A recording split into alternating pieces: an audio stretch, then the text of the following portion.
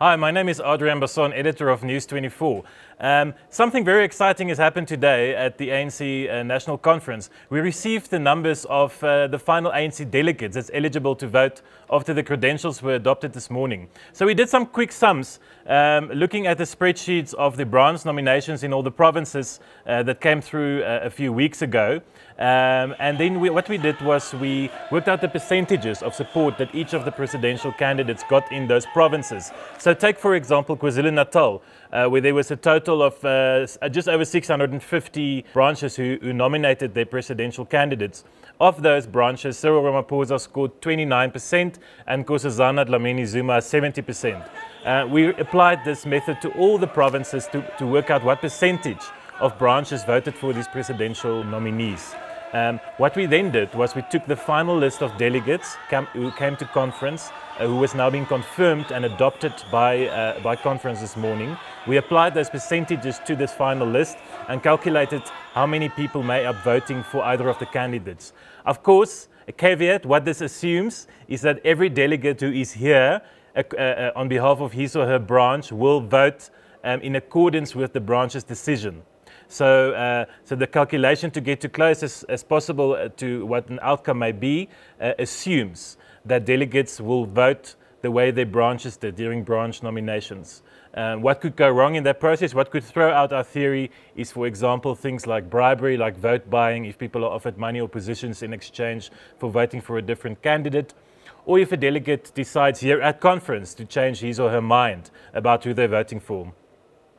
After we tabulated the percentages of the provinces with the final delegates numbers, we added obviously the leagues, the Youth League, the Women's League, the Veterans League, as well as the PEC and the NEC.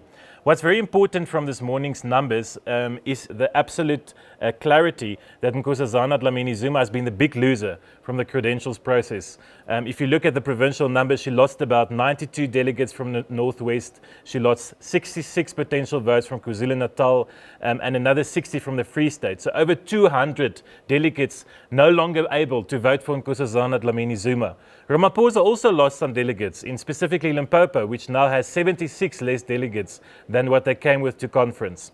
But here's the story, and this is where we're at on Sunday afternoon. If you add all these percentages of the provinces to the final list of delegates and the leagues, Cyril Ramaphosa ends on 2,633 votes against Nkosazana Dlamini Zuma's 2,135 votes. This means Ramaphosa will win if delegates vote according to their branches and if the branch nominations that decided which delegates comes to province stays the same. Mpumalanga is, of course, one very important deciding factor that we must clarify. So in this calculation, what we did with Mpumalanga is we literally split it 50-50. Why? Because with the branch nominations, what we saw was Ramaphosa getting 49% of the votes and Nkosazana Dlamini Zuma 51%. There was, of course, the 223 votes for unity candidate.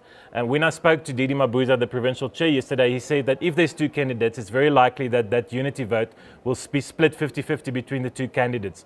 So in this calculation, we gave each of them 50% of Mpumalanga, which then brings out Ramaphosa on top with about 500 votes. That's really best case scenario for Cyril Ramaphosa.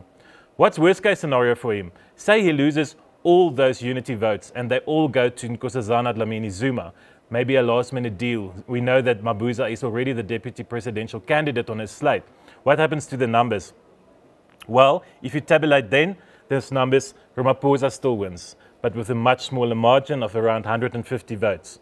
So although this isn't conclusive, it's looking good for Ramaphosa at this stage. Lots of things could still happen. There could be skullduggery going on in the background. There could be delegates who change their minds. But if they stick to what their branches sent them here to do, if Mpumalanga consists in voting for Ramaphosa the way they did previously, still Ramaphosa is likely to win this race.